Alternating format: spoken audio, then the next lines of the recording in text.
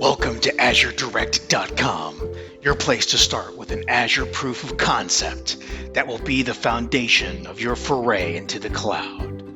Here at Azure Direct, we start your cloud journey with a small foundational experience that you can test and develop into your ultimate goal.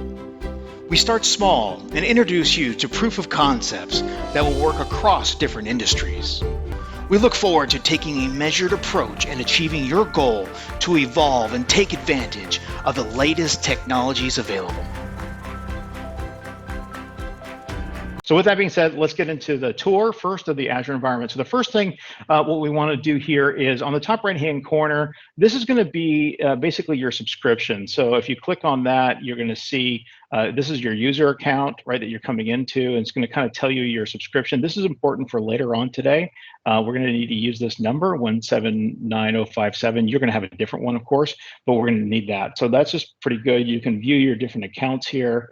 And actually sign on with different users. Over here is the feedback button.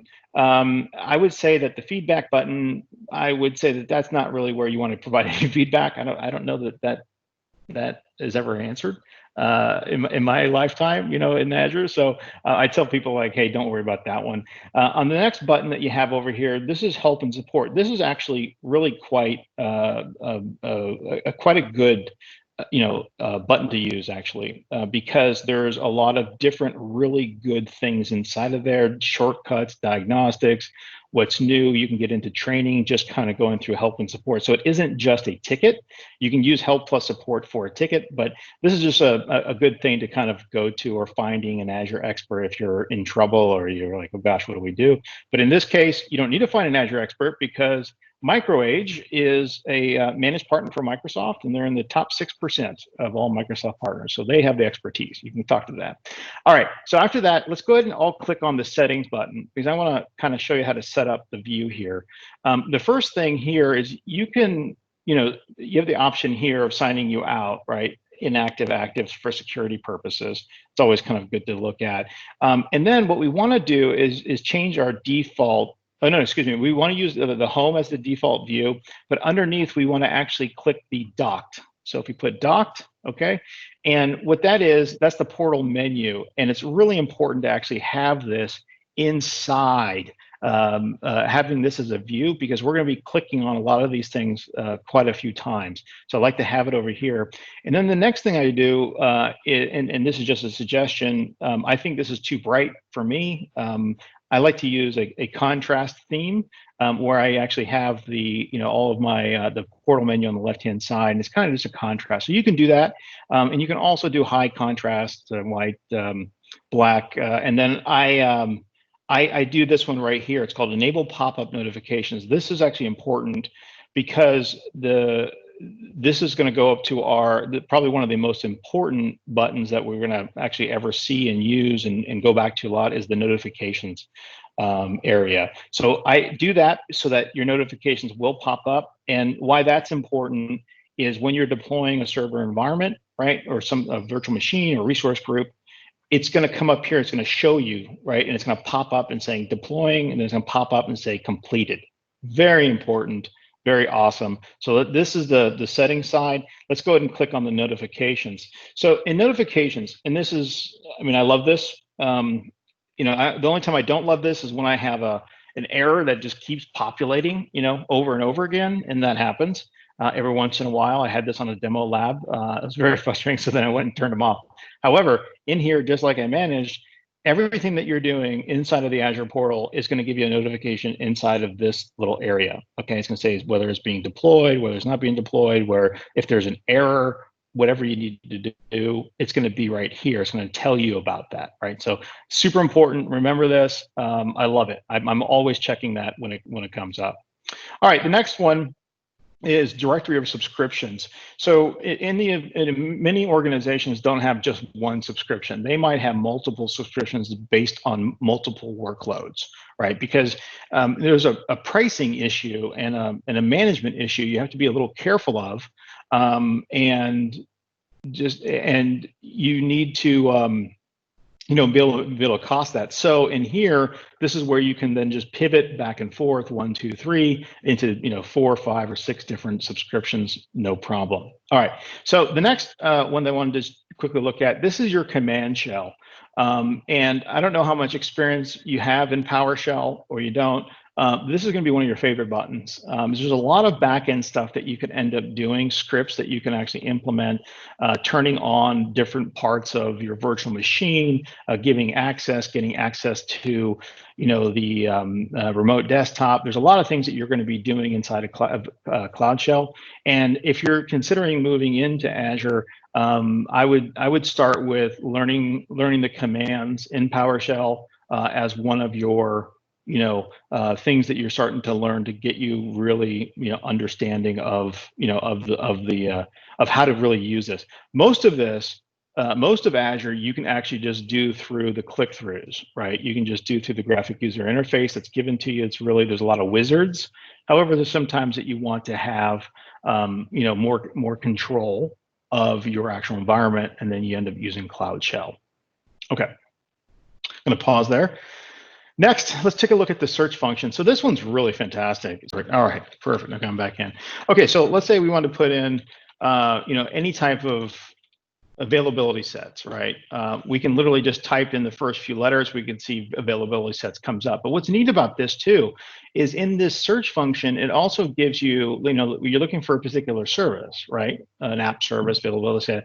But on the right-hand side, it also talks about the marketplace. And the marketplace is, it's not where you buy things. It's actually where you go to set things up, okay? And then you can buy or turn on other apps inside of that using the marketplace. But what I also like about here is, look at this, it gives you documentation, okay, based on what you're looking at. If I went to app services, it's going to bring me to app services. But let's say I put in virtual machines, right? So as you can see here, it lists all the different services with virtual machines in here. It has a marketplace, right? And then the documentation.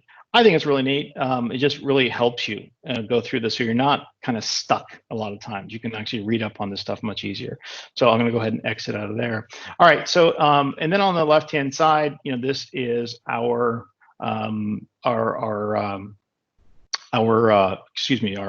command bar, really, that we're going to be going through. And so on this side, the first thing I actually want us to click on, I want you to click on the dashboard here. Okay, and we're going to talk a little bit about the dashboard. So there's 2 views that you could have, right? You can have this as your main view, or you could have the home as your main view. Some people like to have the dashboard because they get straight into their resource groups.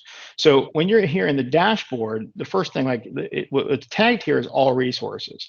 So everything that you're working on or have worked on or is in production right now will be in here. And we're going to go back to it later today, and this will be populated. It's really cool. So it'll be like your virtual machines, your network security group, your availability sets, resource groups. I mean, everything will be in here. And you'll be able to literally can just click on these different things, right? On the right-hand side, it says, hey, getting started. So there's quick starts and tutorials, really kind of great, right? And then on the bottom left-hand corner, I want you to click on service health. This is kind of cool. So when you're in service health, this is basically going to show you out of the 165 selected services that are out there, okay? It's not 168, it's 165, I made a mistake. This is basically saying, hey, let's check on all the services around the world. We can do regions, there's 41 regions, but we could, select maybe our region, and we basically can set this where, basically is just in our area, right? And to see if there's any service outages for that. The neat thing about Azure is, even if you do have a service outage in Southwest, your machines are being replicated, consistently around the world. So if it's an Azure problem, if it's an Azure data center problem, they'll show you that, but your services will be pushed out to, another data center, right? Because it's automatically replicated every 60 seconds. And you can actually use your, still go through it, but this tells you what you have, what potential problems there are out there. Okay, so then this is the marketplace. When you click on this, and the marketplace is basically where you're going to be looking for things. So it could be compute, right? Or let me put in there. Hold on a second. These are apps that you can actually put inside of your different environment. And as you can see, there's a lot of Linux stuff that's in here, right? Windows servers. If we clicked on that, it's going to ask us to deploy a Windows server, but this is actually the wrong way to go. We don't ever want to start here at all. So, okay, let's go back to the dashboard. Okay, now let me show you something. It's kind of cool. So if we right click on the right hand side, there's an edit function. So I want you to click on the edit function. Now what this does, it allows us to add, different things to this. So let's say we want to go time zone. Well, we're just going to go with this one right now. So we're going to put a clock in there. As you can see, we have our clock and we can actually move it around. But, I think this is also good too. So your user activity summary is going to be down here. So we don't have any access to this data. That's fine. We can put in here all resources, right? We can add this into it. And this is going to be very similar really to what's over here, right? That is the same thing. We can then scroll down and we can put in our security metrics or arms, or we can add video inside of this. So we can do the, we can add that. Okay. And this is going to be the score, that we have. So let me delete that one and delete this one. But I like this because you can really kind of configure it to, the view that you want it to see, first thing in the morning, first thing that you log in, you want to see what's going on. And you can maybe even do quick tasks, right?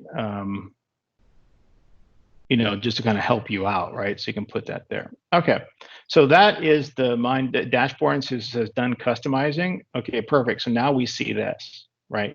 This is what we're going to have. I love this a lot, and I think this is just a cool place. Okay, actually, can you see this over here? Experiencing authentication issues. This is one of those annoying notifications. So what I'm going to do, actually, I'm going to go in here and I'm going to turn off enable pop-up notifications and go ahead and sit there.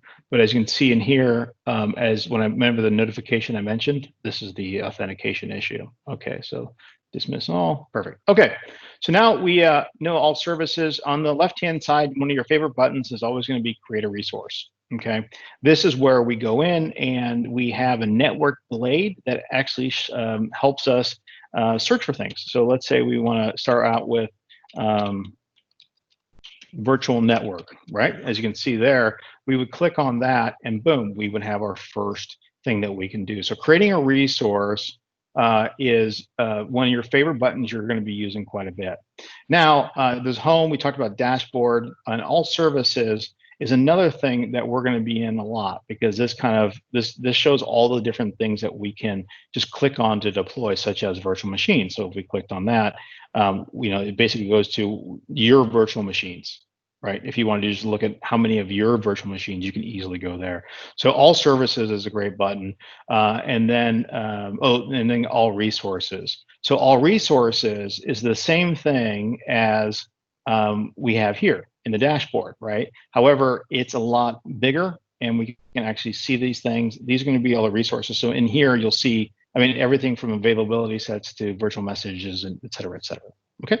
I'm going to pause to see if there's any questions or comments, really. I'd love to hear if you think that this is intuitive, or you think that needs help with this, or this looks like something you could use. Welcome to AzureDirect.com, your place to start with an Azure proof of concept that will be the foundation of your foray into the cloud. Here at Azure Direct, we start your cloud journey with a small foundational experience that you can test and develop into your ultimate goal. We start small and introduce you to proof of concepts that will work across different industries. We look forward to taking a measured approach and achieving your goal to evolve and take advantage of the latest technologies available.